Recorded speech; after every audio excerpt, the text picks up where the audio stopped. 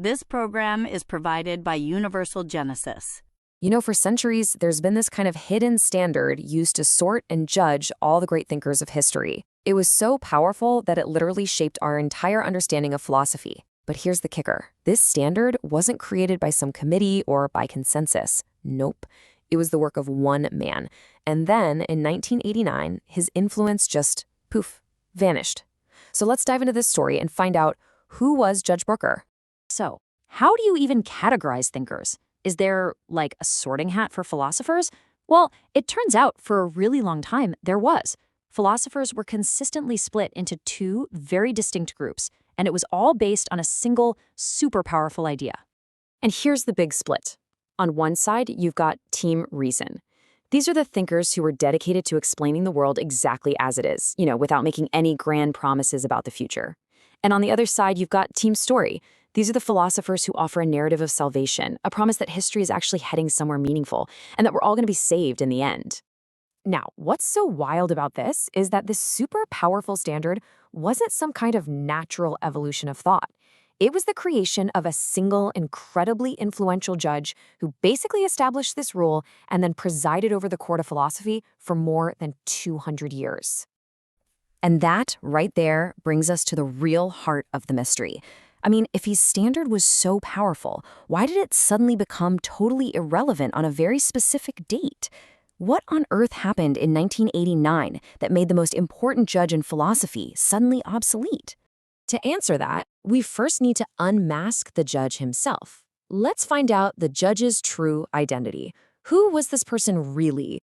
Okay, so his name was Johann Jakob Brucker. On paper, he was an 18th century German historian of philosophy, a scholar, an academic. Exactly the kind of person you'd expect to be writing these histories.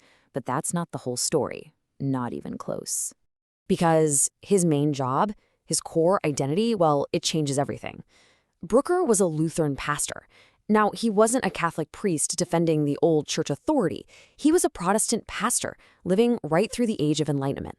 And that one detail completely reframes his entire project. So what did it actually mean that he was a Protestant pastor? Well, it meant he was on the side of reason and reform. He wasn't against theology. I mean, the man was a man of God. But what he was fiercely against was philosophy that pretended to be theology. Thinkers who wrapped up these big salvation stories in the language of rational argument. For him, a philosopher trying to do a theologian's job was the ultimate intellectual crime. A single, simple rule.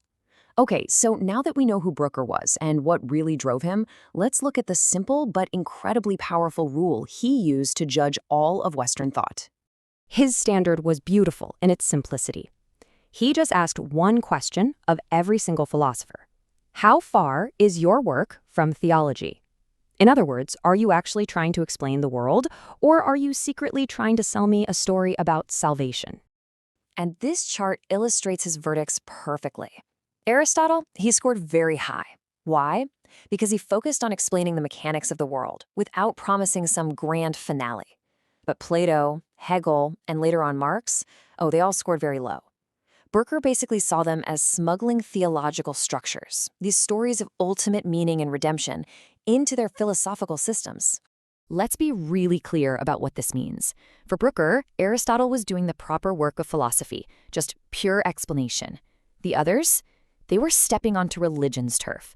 By promising some final destination for humanity, they were making a theological claim. And for Brucker, that was philosophy totally overstepping its bounds. So here's the crucial point. Brucker wasn't some anti-religious thinker trying to debunk faith. It was the exact opposite. He was a pastor trying to protect theology. He believed faith and reason had their own domains, their own lanes. And when philosophy started dressing up like religion, it corrupted both. He wanted to keep them pure and separate. The last grand story. So this brings us to the final and greatest challenge to Brucker's standard, the ultimate salvation story. A system of thought that was the very thing he warned against, but magnified on a global scale. And that final challenge was Marxism. From Brucker's perspective, it was the ultimate imposter, a theology of salvation completely disguised as a science of history. It promised an inevitable end to conflict, a guaranteed future, basically a secular heaven on earth. It was the biggest and most powerful team story philosophy the world had ever seen. 1989? The job is done. And now we finally arrive at the climax of this huge intellectual battle, the moment when Judge Brucker's centuries-long project finally came to an end. Let's just trace the timeline real quick. In the 18th century, Brucker establishes his rule: keep philosophy separate from salvation. Then, in the 19th century, Marxism emerges as his greatest adversary. And then, in 1989, the Berlin Wall comes tumbling down. 1989. This is the year the entire game changed. And it wasn't just a geopolitical event, it was a philosophical one. Because the fall of the wall, it signified something much, much deeper. It represented the practical and intellectual collapse of Marxism, the last grand secular salvation story that had captivated the West. With its failure, the whole idea of a scientifically guaranteed future, a secular end of history, it just seemed to evaporate overnight. And in that moment, Judge Brucker's great adversary just disappeared. The very thing he had been warning against for over 200 years, philosophy masquerading as theology, had finally been defeated on the world stage. His job was done. His standard was no longer needed. A world without a judge.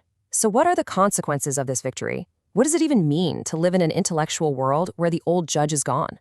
The best way to think about it is this. The judge has retired. He's left the courthouse. His bench is empty. The old way of sorting ideas, separating the explainers from the saviors, is gone, because one of the teams has pretty much dissolved. And what we're left with is the post-1989 world. Our thinkers have become incredibly skilled at taking apart the old grand narratives. They've deconstructed all the stories. But they haven't really offered any new ones. We no longer have these grand promises of salvation, but we also don't really have a clear blueprint for where we're going. And that leaves us with a final, really crucial question. Judge Brucker is gone, and his standard for measuring ideas is gone with him. The world he was trying to protect, it just doesn't exist in the same way anymore. So, in a world without a promise of salvation, what standard will we use to judge our ideas? And who is going to build the next one? This program is provided by Universal Genesis.